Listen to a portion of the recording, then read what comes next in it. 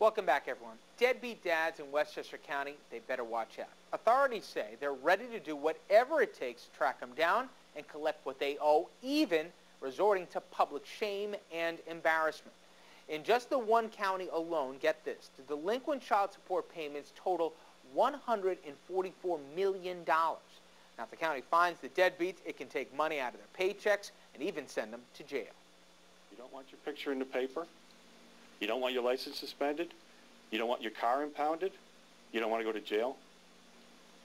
Do the right thing. Pay your child support.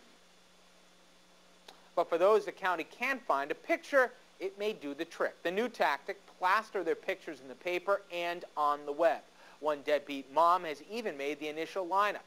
This is not the kind of publicity anybody would want here, your face printed in the New York Post. Carmen Almedia's ex-husband Alberto, he is among the first deadbeat dads to get his picture in the paper. Carmen says her ex-husband owes their daughter more than $62,000. This spring, we don't have the money, so I guess we have to transfer. So she's looking to transfer because we can't afford for her to stay there. Westchester is the first county in New York State to place these deadbeat ads in the paper. It costs about $6,000, but if it works, the county executive, Andy Spano, insists it will save taxpayers money. The goal, it is to shame these and other deadbeats into paying up or hope that someone sees their pictures and turns them in. The deadbeats ad, it ran for the first time in Tuesday's Post. So far, Westchester County hasn't received any tips on the first group of guys, and tonight, I want to get your take. What do you think? Should deadbeat dads, should their photos be posted in the newspapers or online? I'll get to your calls. But first, I want to welcome my guest, President of the American Coalition for Fathers and Children, Stephen Baskerville. And Stephen joins us out of our nation's capital. Stephen, thank you. Here.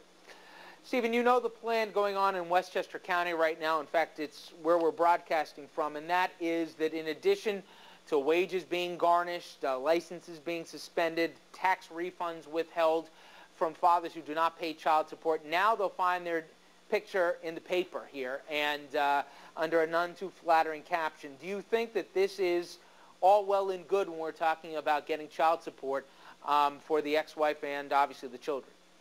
No, it's not good at all. What this amounts to is a system of government plunder, and it follows on a system of forced involuntary divorce, in which the government now claims the right to take your children away without giving any reason, and then to shake you down for money, ostensibly to pay for those children.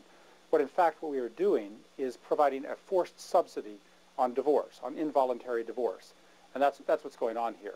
But here's the issue, Stephen.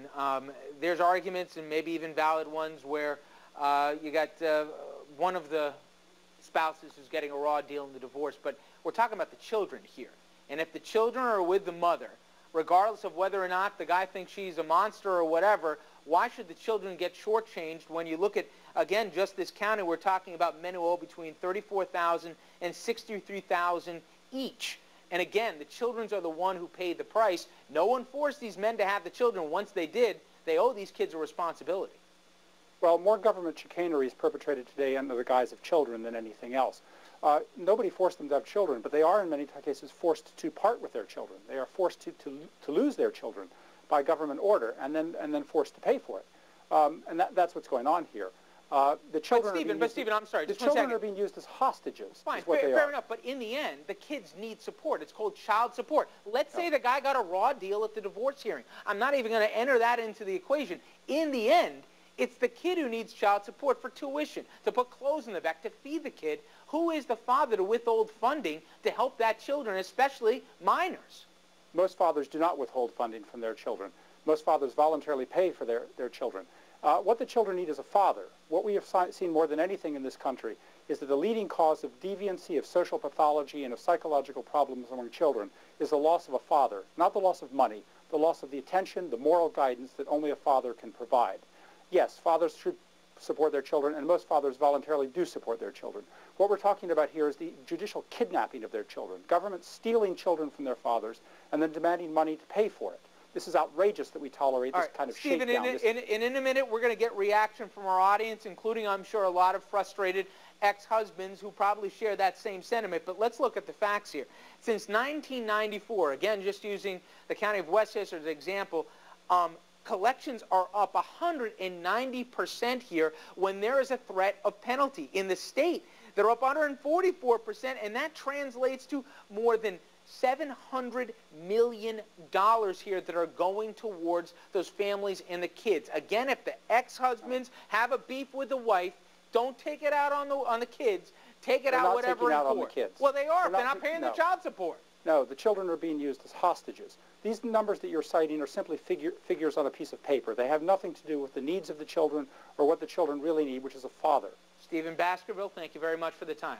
Thank you. All right, folks, now I bring you into the conversation. What do you think? Should deadbeat dad pictures be posted in newspapers or online? My guest, he disagrees. Me, I got no problem with it. 38-RNN chat's a toll-free number. Tell us what you think online as well. Send us those thoughts to comments@rnntv.com. Your calls and your emails, they're straight ahead.